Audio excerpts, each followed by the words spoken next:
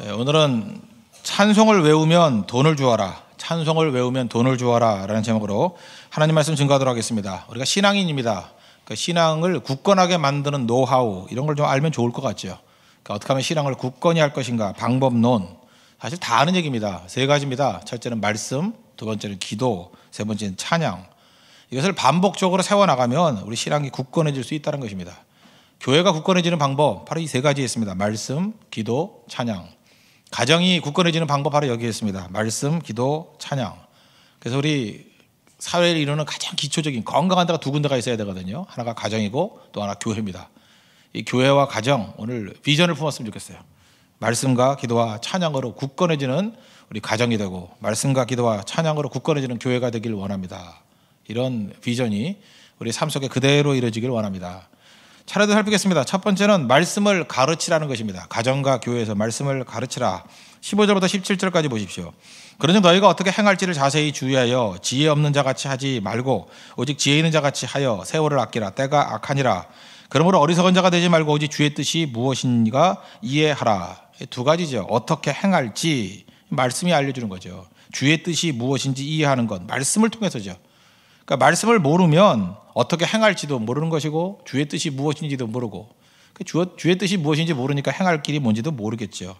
말씀 모르고는 열심히 하라가 의미가 없다라는 거예요. 기준입니다. 내용입니다. 주의 뜻이 무엇인지 어떻게 행할지를 우리에게 명확히 알려주고 있다는 것입니다. 저는 그 미국 출신의 목사님들 설교를 들어보면서 좀 부러울 때가 있었습니다. 어쩜 저렇게 말씀을 체계적으로 잘 가르칠까. 특별히 존 파이퍼라든지 이런 사람 보면 정말 이렇게 밸런스가 있습니다. 그래서 그 설교 내용 보니까 이런 얘기가 나오더라고요. 그 청교도 집안들 아닙니까? 청교도의 뿌리가 있잖아요.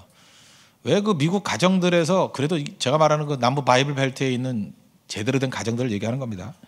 어려서부터 아버지가 자녀들에게 말씀을 계속 가르쳤다는 거예요. 그러니까 이게 하루아침에 목사가 된 게 아니고 그 각 가정의 아버지들은 한 반쯤은 다 목사들입니다. 그러니까 말씀을 항상 자녀들에게 가르친 거예요. 가정의 제사장 역할을 감당하더라는 것입니다. 그러니까 그들은 주일에 교회 가서 말씀을 들을 때도 가르침을 전제로 듣는 거예요. 잘 듣고 난 다음에 전달해 주는 거. 우리에게도 여러분들이 가르침을 전제로 만약에 듣는다 그러면 달라지겠죠. 첫째, 이렇게 멍청하게 안 보고 이렇게 받아 적겠죠. 그죠? 적어야 될 것이고 요약할 것이고 어떻게 하면 잘할 것인가. 자기 말씀 들은 것을 자기 몸으로 전하면요, 자기 자신의 피와 살이 묻어서 전달되는 성육시 된 말씀이 돼요. 그리고 전달할 때 진정으로 무슨 내용인지를 알게 된다는 것입니다. 그래서 이게 전달하는 게 중요하기 때문에 특별히 그 바이블 벨트에 있는 교회들을 보면 특징들이 앞자리를 선호했대요. 지금같이 이렇게 뚝 떨어져 있으면 별론데, 옛날에는 교회가 크지 않았잖아요. 저도 어렸을 때 보면은 그 자리가 바로 요 앞에까지 있었습니다. 요 앞에까지. 교회가 넓지 않았어요. 그래서 요 앞에까지. 근데 어려서부터 저도 앞자리를 이렇게 부모님들이 끌고 나갔거든요. 그래서 침세를 되게 많이 받았습니다. 목사님들이 진짜 얼마나 침이 튀기는지, 이렇게 막 주보가 저는 방패였어요. 침 막는 방패. 그 정도로 교회가 넓지 않았어요. 이렇게 맨 앞에까지 있었고, 지금이야 이렇게 무대라는 개념이 있었지만 옛날에는 무대가 없었어요. 그냥 목사님 강대상 하나 딱 있고 설교하는 거 빼놓고는 맨 앞에까지. 그래서 한 1m 떨어진 데 이렇게 의자가 있었다고요. 거의 모든 교회들이 이렇게 널찍한 스테이지가 있는 게 아니었다고요. 그때 그 목사님의 침 맞아가면서 설교 들었던 그 자리, 왜 좋아하는지 아십니까? 거기서 들어야 전달이 편하다는 거예요. 말씀 듣고 그 다음 가르치는 것이 너무너무 편하다는 거예요. 그러니까 가르침을 전제로 했던 그런 교육이었다는 것입니다. 그래서 아버지가 그렇게 귀중했다는 거예요. 아버지. 그리고 과거에는요, 교회에 권징이 있었는데, 권징의 내용이 뭐였냐? 자녀가 탈선을 하잖아요. 탈선은 뭐 심각한 탈선 아닙니다. 그 신앙인의 가정 가운데 담배 피다 걸렸어요. 그러면은 그 아이를 부르는 게 아니라 아버지를 불렀어요. 아버지를 불러가지고 너 애 교육을 그따위로 시켰냐 이거예요. 그죠? 그래서 그때 최고의 그 징계가 뭐냐면 성찬식에서 참여를 못하게 하는 거예요.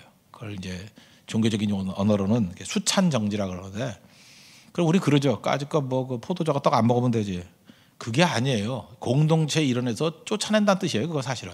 그래서 수찬정지 3개월, 뭐 수찬정지 6개월, 그러면 그걸 최고의 부끄러움으로 여기고, 그것이 진짜 사람들에게 어떤 그 징계가 됐다니까요. 그게 무슨 얘기입니까? 그 자녀들의 문제조차도 가장인 아버지 책임으로 돌릴 정도로 교육에 대한 책임을 그렇게 엄청나게 물었다는 것입니다. 그래서 항상 말씀을 가르쳤다는 거예요. 그래서 강했다는 것입니다. 저는 우리 교회가 다시금 그 과거의 전통으로 돌아가기 위해서 필요한 게 뭐냐? 가정이 이렇게 회복되는 것도 중요하지만 여러분 오늘도 들었던 말씀을 꼭 한 사람 이상에게 전달할 것을 전제로 준비하십시오. 여기 앞에도 지금 우리 그 앉아 계신 형제도 있는데 이렇게 맨날 설교 요약을 참 잘하더라고요. 그러면서 그런 얘기를 하더라고요. 이 요약된 것을 딴 사람한테 전달해 주니까 사람들이 은혜를 받고 변화가 되는 경우도 있더라. 바로 저거예요. 말씀을 듣고 그 다음에 반드시 전달할 걸 전제로 기록하면 내용이 달라진다는 거예요. 이게 한 사람뿐만 아니라 우리 전 교인들이 그런 일들을 벌여야 됩니다. 특별히 들은 말씀을 자녀들에게 전달해 주십시오. 친구에게 전달해 보십시오. 가족들에게 전달해 보십시오. 그럼 내가 먼저 자라요. 그 말씀이 풍성해진다는 거예요. 아칸마이가 그렇게 말씀을 전달하는 성도와 교회를 건들 수 없습니다. 그건 아주 강력한 교회가 될 수 있다라는 것입니다. 신명기 6장에 보면은 이제 구약적인 개념이 나오죠. 6장 6절부터 9절까지 쉐마라 그러잖아요. 오늘 내가 내게 명하는 이 말씀을 너는 마음에 새기고, 말씀을 마음에 새기래요. 내 자녀에게 부지런히 가르치며 집에 앉았을 때든지 길을 갈 때든지 누워있을 때든지 일어날 때든지 이 말씀을 강론할 것이며 너는 또 그것을 내 손목에 매어 기호로 삼으며 미간에 붙여 표를 삼고 또 내 집 문설주와 바깥문에 기록할지니라. 무슨 얘기입니까? 시도 때도 없이 말씀 증거하라는 거예요. 저는 이 똑같은 것들이 저에게도 이쪽에 그 목회 동역자가 좀 나타났으면 좋겠어요. 이렇게 설교를 듣고 좋은 어떤 그 문장이라든지 어떤 메시지라든지 뭐 이런 게 있으면 그거 적어가지고 앞에 있는 구혜민자매가 하면 잘할 것 같은데, 그죠? 이렇게 적어가지고 화장실 같은 데 붙여놓는 거예요. 그죠? 앉아서 볼일 보면서 안 읽을 수 없게. 그냥 외면하고 싶어. 그래도 할 수 있게 보게. 그죠? 그리고 이게 좀 우리 교회도 좀 공산당 같이 여기저기 구호를 좀 붙여놨으면 좋겠어요. 그때 매일매일 바뀌는 거. 말씀을 안 볼 수 없게. 그게 사실은 공산당이 하는 일이 아니라 신명기 6장에 나오는 말씀이에요. 말씀을 피하고 싶어도 피할 수가 없는 거예요. 열면 나오는 거예요. 열면은. 그죠? 이렇게 말씀이 새겨진 화장지를 만들든지 화장지 회사에 다니는 사람이 있다 그러면. 그것도 되게 중요한 거죠.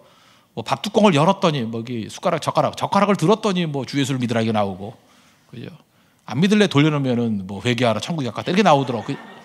이렇게 하면 좋을 거 아니에요. 그러니까 이게 무슨 얘기입니까? 꼭 이렇게 하라는 얘기가 아니라 문설주에 기록하고 바깥문에 기록하고 교육에 교육, 손목에 매고 미간에 붙이고.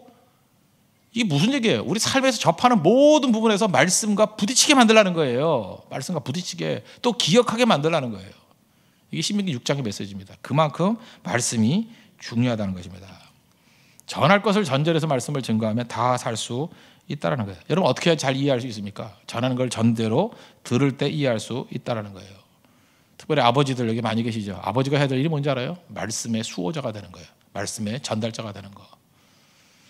우리 그 유현진 선수가 가 있어서 유명한 야구단이 있죠. 그 다저스, LA 다저스. LA 다저스에 그 유명한 홈런 왕이 있습니다. 지금이야 누구죠? 별로 없죠. 지금 잘하는 사람이. 옛날에는 홈런 왕 마크 맥과이어라는 사람이 있어요. 이 맥과이어라 해서 이 사람 별명이 빅맥이었어요. 빅맥. 이 맥도날드 햄버거 때문에 빅맥이 아니라 맥과이어 때문에 빅맥. 이 사람이 그 데뷔할 때부터 50호 홈런 치고 막 그랬어요. 그리고 70호 홈런 쳤을 때는 아마 이승엽이 56호인가 쳤죠? 55호인가? 70호 쳤을 때는 미국에서 기념 주화가 나왔어요. 70호 쳤다고. 쉬운 게 아니에요, 그게. 그런 사람이라고요. 93년도에 데뷔를 했는데 이 사람이 허리 발목 부상으로 어려울 때 아들 때문에, 그죠? 아들의 격려로 말미암아 은퇴 안 하고 계속 지속이 됐고요. 그 다음에 아들이 태어날 때 49호 홈런을 쳤어요. 그때가 이제 루키였거든요. 처음으로 이제 데뷔하는데 하나만 더 치면 50이잖아요. 근데 아이가 태어났어요. 근데 이 마크 맥과이어가 경기 안 하고 그날 그 아기 탄생하는 자리에 가서 축복 기도했대요. 그러면서 했던 유명한 얘기가 있죠. 50호 홈런은 언제든 칠 수 있지만 아이의 탄생을 맞이하면서 기도해 주는 것은 한 번밖에 없다고. 그래서 미국에도 굉장히 좋은 아버지, 기도하는 아버지의 표상, 말씀을 증거하는 아버지의 표상으로 마크 맥과이어 굉장히 많이 생각을 합니다. 지금도 마찬가지예요. 지금 아마 LA 다저스 아마 무슨 그 코치 정도 할 거예요. 그죠? 지금 코치일 거야 아마. 가끔 TV에서 보이던데. 그죠? 마크 맥과이어.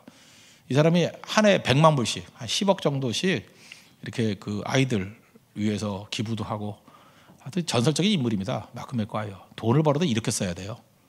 아버지. 그러니까 좋은 아버지의 모델 마크 맥과이어. 말씀의 수호자, 말씀을 증거하는 종이 되더라. 여러분들 항상 말씀이 있는 하나님의 거룩한 종 되기를 바랍니다. 이름을 잊어버렸는데 어떤 청교도 목사님이에요. 목사님 했던 설교 중에 이런 거예요. 환상을 봤대요. 환상을 봤는데 마태복음 12장에 나오는 환상, 12장에 말씀들이 많이 있는데 그중에 42절에 이런 말씀이 있어요. 심판 때에 남방 여왕이 일어나 2세대 사람들을 정죄하리니, 2세대 사람을 정죄한대요. 근데 그 남방 여왕을 뭐로 했냐면 자기 자녀들, 환상 중에 자녀들이 그죠? 진짜 자녀는 아닌데 막 자녀들이 와서 그 세대 사람, 2세대 사람들을 정죄하는 얘기가 나오더라는 거예요. 내용이 뭐냐 하면 심판날에 자녀들이 지옥 가 있는 거예요. 지옥에서 울부짖는 소리예요. 지옥 소리를 들어보니까 무슨 얘기냐 하면 지옥에서 막 소리를 지르더라는 거예요. 자녀들이 자기 어머니를 원망하고 아버지를 원망하고 죄 중에 나를 잉태했지 않습니까? 하고 죄 가운데 구원받을 길을 알고 있으면서 왜 나에겐 증거하지 않았냐고, 내가 지옥에 갔다고 하면서 그 아이들이 울부짖는 모습들. 물론 막 가는 애들이었지만 부모들의 책임이 뭐예요? 구원받는 길, 하나님 나라 가는 길을 알려줘야 될 거 아니에요. 그건 말하지 않고 좋은 대학 가라, 돈 많이 벌어라, 취업해라, 이 얘기만 하고 진짜 중요한 거에서 눈 감고 갔더니 지옥에서 자녀들이 부르짖는 거예요. 이 말씀을 이렇게 해석했더라고요. 2세대 사람들을 정죄하리니, 누가? 남방 여왕은 너희 자녀들이라는 거예요. 자녀들, 후대의 자녀들이 지옥의 자리에서 부르짖는 소리라는 거예요. 저도 자녀들에 대한 소망이 있습니다. 뭐 잘 되는 것도 중요하지만 적어도 지옥 보내서는 안 되잖아요. 그렇지 않습니까? 자녀들 놓고 우리가 꼭 해야 될 일이 뭐냐? 살 수 있는 길, 말씀 증거하는 거예요. 예수 그리스도의 십자가와 그 보혈의 피를 증거해서 영접하는 자고 그 이름을 믿는 자들에게는 하나님의 자녀가 되는 권세를 주셨으니, 이 아버지가 가진 가장 중요한 책임이라는 것입니다. 말씀의 수호자가 되고 말씀의 전달자가 되십시오. 이거보다 더 강력한 가정과 더 강력한 교회는 없다라는 것입니다. 두 번째는 기도를 보여주라는 것입니다. 18절, 술 취하지 말라, 이는 방탕한 것이니 오직 성령으로 충만함을 받으라. 성령 충만함, 기도를 통해서 오는 거겠죠. 기도를 가르치라는 거예요. 그래서 성령 충만한 모습이 있어야 된다는 것입니다. 이건 주로 기도는 아무래도 여자분들에게 더 강한 것 같아요. 특별히 아버지도 마찬가지지만 부모의 기도하는 모습이 자녀들에게 큰 영향을 미칩니다. 기도는 어떻게 해야 되느냐? 숨어서 하지 마시고요. 자녀들이 보도록, 또 자녀들이 듣도록. 약간은 교육자들도 그런 것 같아요. 성도들이 보도록, 성도들이 듣도록. 나는 혼자서 기도해요. 그것도 좋지만 보도록, 듣도록. 이게 성경의 근거도 있죠. 예수님께서는 누가복음 11장 1절을 보니까 보도록, 듣도록 기도했어요. 예수께서 한 곳에서 기도하시고 마치심에 제자 중 하나가 여짜오되, 주여, 요한이 자기 제자들에게 기도를 가르친 것과 같이 우리에게도 기도를 가르쳐 주옵소서. 예수님 기도하는 모습을 봤어요, 안 봤어요? 본 거예요. 들었어요, 안 들었어요? 들은 거예요. 너무 인상적이라서 기도를 가르쳐 주십시오. 그래서 주기도문이 나온 거 아니에요. 예수님은 보도록 기도했어요. 듣도록 기도했어요. 이거 외식하고는 다른 거예요. 이건 교육의 교육. 기도를 보지 않고 어떻게 기도를 배우겠습니까? 기도를 듣지 않고 어떻게 기도를 배우겠어요?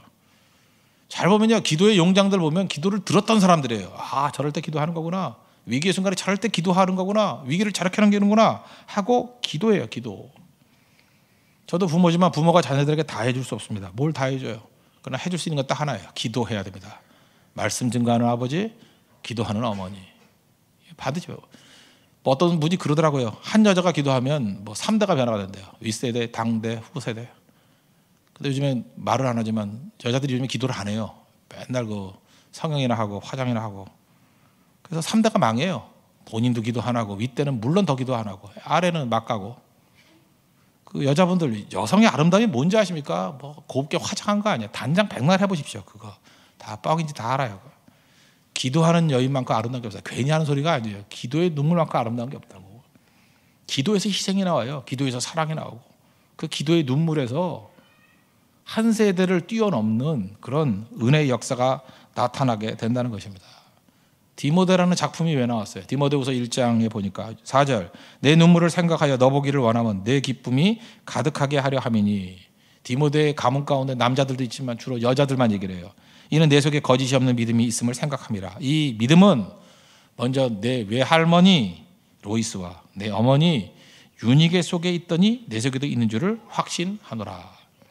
근데 우리는 이 디모데가 잘 안 나와요. 안 나오는 이유가 뭐냐면 외할머니가 기도 안 해요. 맨날 관광만 다니려고 그러고, 외할머니가 뭐 이상해요. 그죠? 소리만 지르고. 어머니 윤희계가 기도를 안 해요. 믿음이 없어요. 맨날 엎어져 잘라고 그러고 드라마만 빠삭하게 하고 압구정 백양 이런 것만 보고 기도에 안 나와요. 안 나온다고. 기도하는 모습을 본 적이 없어요. 엄마가 타격적이고 무슨 세일 그것만 뭐 잔뜩 쌓아놓고 문제가 되는 거죠. 외할머니 로이스가 있어야 됩니다. 여러분 할머니십니까? 로이스 같은 분 되십시오. 어머니십니까? 윤희계가 돼야 돼요. 믿음과 기도의 본. 그래서 우리 인생 가운데 하나님께서 고난을 주신 이유 가운데 뭐 굳이 이렇게 설명할 수 있죠. 왜 고난을 주시냐면 기도로 이기는 법을 배우게 만드는 거예요. 그래서 고난은 기도 학교예요. 그래서 우리는 두려워하지 않습니다. 기도를 통해서 능히 이길 수 있는 거예요. 능히. 그래서 기도는요 뭐냐? 내가 고난과 기도가 무장되면요 내가 작품이라 영적인 명품이 나오는 거예요. 영국의 조지 왕이라고 있었습니다. 형이 죽고 난 다음에 얼떨결에 왕이 됐어요. 그러다 보니까 이 세자 수업을 잘 안 받은 왕은 되게 스트레스를 되게 많이 받잖아요. 되게 힘들어했어요. 그러다가 자기가 좋아하는 게 이제 도자기 뭐 만드는 건데 도자기 공장에 갔답니다. 갔더니 2개의 꽃병이 있어요. 근데 그게 이제 조지의 꽃병이라고 해서 유명한 꽃병이 2개인데 거기서 가져온 거예요. 2개 꽃병이 있는데 똑같은 거예요. 동일한 원료를 사용했고 동일한 디자인이고 동일한 무늬가 있어요. 근데 자기가 보기에도 하나는 굉장히 멋진 예술품 같이 보이고 또 하나는 좀 허접해 보여요. 볼품이 없더라는 거예요. 그래서 공장장에서 물어봤답니다. 이거 얼핏 보니까 똑같아 보이는데 하나는 정말 나도 모르는 무슨 예술품 같은 느낌이 드는데 하나는 왜 이렇게 볼품이 없지? 공장장이 했던 유명한 얘기죠. 하나는 구워졌고 하나는 구워지지 않았습니다. 가마에 들어갔던 꽃병과 들어가지 않은 꽃병은 다르다라는 거예요. 여러분 인생도 마찬가지입니다. 모양이 똑같고요. 디자인이 똑같고 무늬가 똑같아도 그 가마에 들어갔던 구워진 믿음의 사람과 구워지지 않은 사람은 하늘과 땅 차이예요. 하나는 예술품이고 하나는 짝퉁입니다. 아무것도 아니에요. 기도가 뭔지 알아요? 구워지게 만드는 능력이라고. 들어갔다 나오면 달라집니다. 완전히. 특별히 이 교회가 제대로 살라 그러면요. 특별히 아버지의 말씀 증거하는 아버지의 영성, 어머니의 기도하는 눈물의 영성, 거기에 희생과 사랑이 나오고 그거는 세대를 뛰어넘고 국경을 뛰어넘고 모든 사람을 변화시킬 수 있는 권능이 임하게 된다는 것입니다. 저는 이런 기도의 모델, 희생의 모델, 아름다운 모델, 오늘 부제를 삼았던 게 가장 아름다운 단어 그랬죠. 가장 아름다운 단어 1등이 어머니래, 마더래, 마더. 그 몇 년 전에 돌아가신 그 황 박사님 있죠. 황수관 박사님. 그분 어머니 이야기 한번 들어보십시오. 영상 한번 들어주세요. 오늘 제목을 이렇게 정해봤습니다. 이 세상에서 가장 아름다운 영어 단어는 무엇입니까? Beautiful. 혹시 아십니까? No. 제가 말씀드릴게요. 가장 아름다운 영어 단어가 마더, 어머니입니다. 이것이 이 세상 가장 아름다운 영어 단어로 앙케이트 조사가 되었습니다. 두 번째 가장 아름다운 영어 단어가 father 같으면 얼마나 좋겠습니까? father 아니고 patient, 열정, 정열입니다. 열정, 정열. 세 번째 가장 아름다운 영어 단어가 father 같으면 얼마나 좋겠습니까? smile, smile. 네 번째 가장 아름다운 영어 단어가 father 같으면 얼마나 좋겠습니까? 야, 아빠는 이거 아까 말한 love, 사랑입니다. 또 안 나와. 아빠는 언제 나오는 여러분 놀라지 마십시오. 5번에도 아버지가 없었습니다. 10번째도 father가 없었습니다. 더 놀라지 마십시오. 70번에 가도 father가 없었습니다. 그래 때려쳐 버렸습니다. 우리 아버지들은 충격인데. 죽읍시다. 조현기 죽읍시다. 충격이네. 고수님들 죽읍시다. 여자 빼고는. 여러분요. 저는 1945년 해방둥입니다. 우리 누나 둘하고 저하고 일본에서 태어났습니다. 일본 어디서 태어났냐면 여러분 히로시마 아시죠? 원자 폭탄들 히로시마. 태어났는데 미국 폭격이 와서 폭탄을 내려버립니다. 아침 식사하다가 아버님이 놀라서 숟가락을 놓고 탁 튀었습니다. 튀면서 돌아보면서 어머님 보고 빨리 따라오라고. 그때 그 당시에 저는 어머니 배 속에 있었습니다. 9개월 때 있었습니다.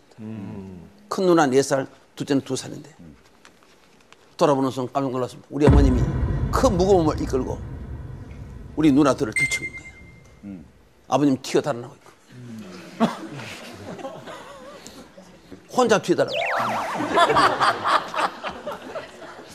돌아보는 순간 아버님이 전쟁터에 처자식을 버리는 에베네셀 전쟁터에 자식을 버리는 의미는 없구나. 앞으로 폭격이 떨어지면 다시는 안 달아나야지. 그런데 그 다짐도 멀리 가지 않았습니다. 제가 한국에 와서 내가 45살에 6.25가 터졌습니다. 우리 어머님이 이렇게 짐을 이고 바로 뒤에 5살 제가 걸어갔습니다. 그 뒤에 둘째 누나, 마지막에 큰 누나도 짐을 이렇게 지고 가는데 수류탄이 날아왔습니다. 콱 날아오니까 아버님이 지게를 지고 이쪽에 수로에 처박혀 없습니다. 탁 처박혀서 탁 보니까 처자식이 안 보이거든요. 이거 어떻게 됐나?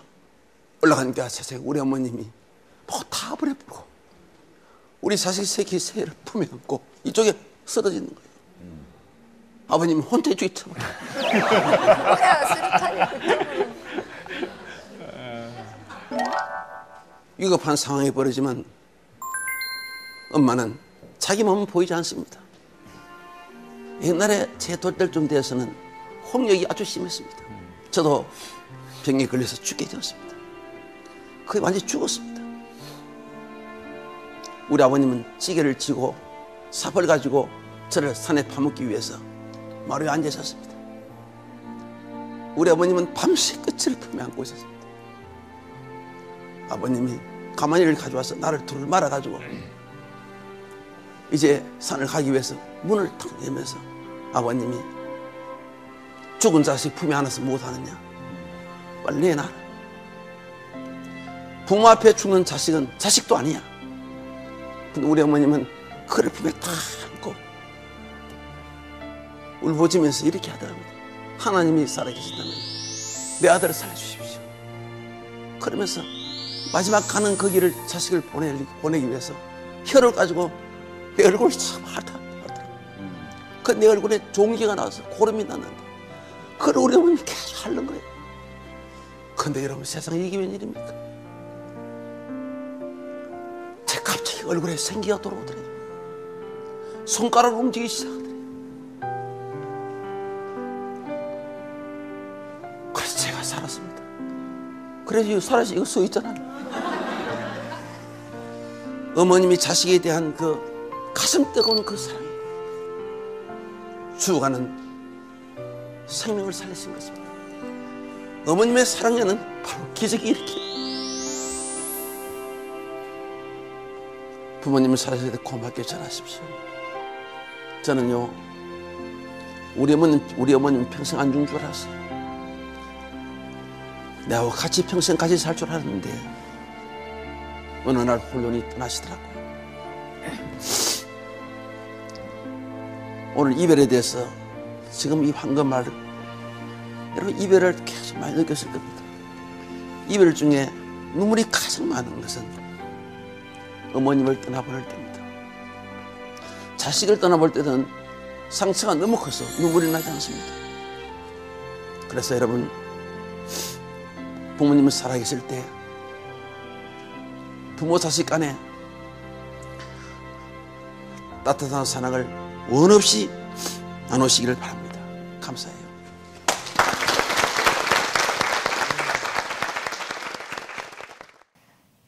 예.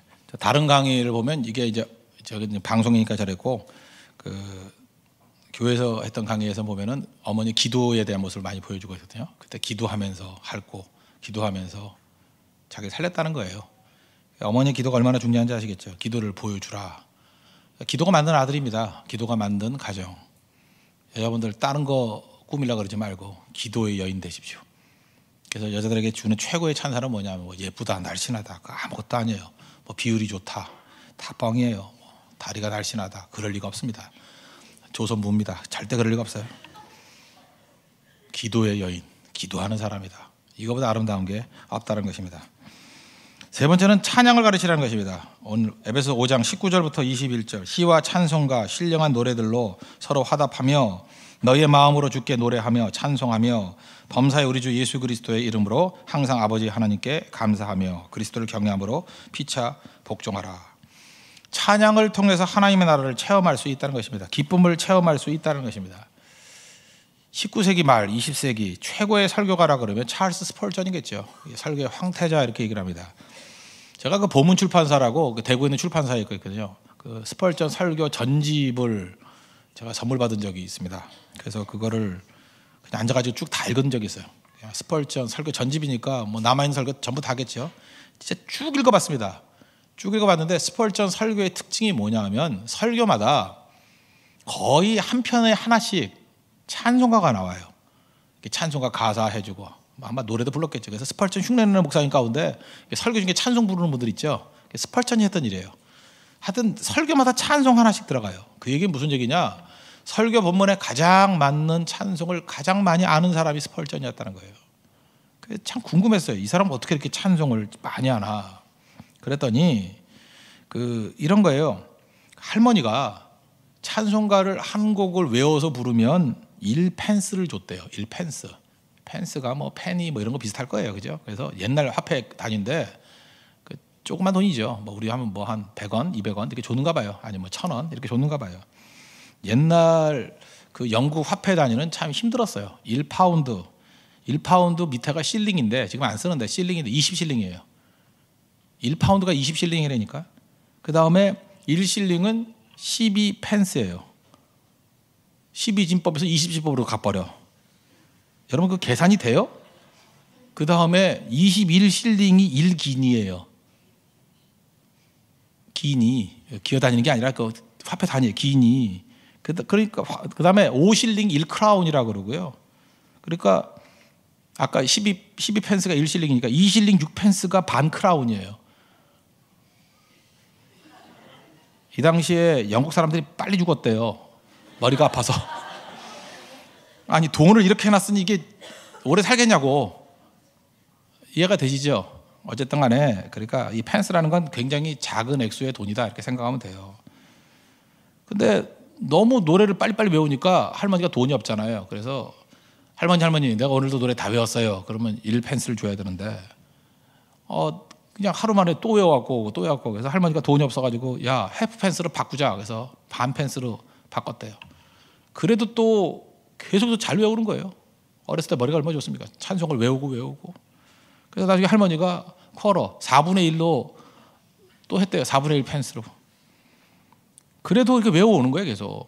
그걸 보다가 그 할아버지는 확실히 영성이 없어요. 이게 남녀는 확실히 이게 이성적인 존재야. 야 그거 그만 들고 쥐 잡아오면 1실링 줄게. 하여튼 남자란 게 이래요. 쥐 잡아오면 쥐가 많았잖아요. 옛날에는 쥐 잡아오면. 그러니까 1실링이라는 게 12펜스거든요. 그러니까 12곡을 외워야 얻을 수 있는 돈이가 큰 돈이죠. 1실링이니까. 그죠? 12펜스가 1실링이니까 1실링 준다고. 나중에 스펄전이 이런 얘기를 합니다. 쥐 잡는 것보다 찬송이 내게 더 큰 복을 주었다고. 찬송은 한 곡 외워봐야 좋을 때 1펜스, 나쁠 때 4분의 1펜스밖에 못 받았지만, 그죠? 쥐는 한 마리만 잡아도 1실링 줬대, 12펜스 줬대요. 그러나 쥐는 한 번 잡으면 끝이었지만 찬송은 지금까지도 나를 지탱하는 힘이 되어줬다고. 여러분 돈이 있으면 이런 데 쓰십시오. 찬송가 다 외우면 한 10,000원씩 주십시오. 1절부터 4절까지 다 외우면. 그거 계속 해야 돼요. 만약에 여러분들 그래가지고 10곡을 외우게 만들어서 10만 원, 100곡을 외우게 만들어서 100만 원. 그러면 그 아이는요, 성환종 정도의 수준의 더 큰 돈을 버는 그런 하나님의 족이 될 거예요. 1조 4천억이 넘는 그거 100만 원 투자는 더한 거예요. 우리 교회도 마찬가지입니다. 성경 암송도 중요하지만 찬송을 많이 암송하는 것보다 중요한 건 없다는 것입니다. 찬송을. 반주하는 사람 다 웬만한 거 노래 외우고 찬양하는 사람 악보 보고 하는 게 저게 수치거든요. 그죠? 그냥 툭 건들면 다 외우고. 나도 다 외우면 1펜스 줄게요. 100원씩 줄게. 그래서 외우라고.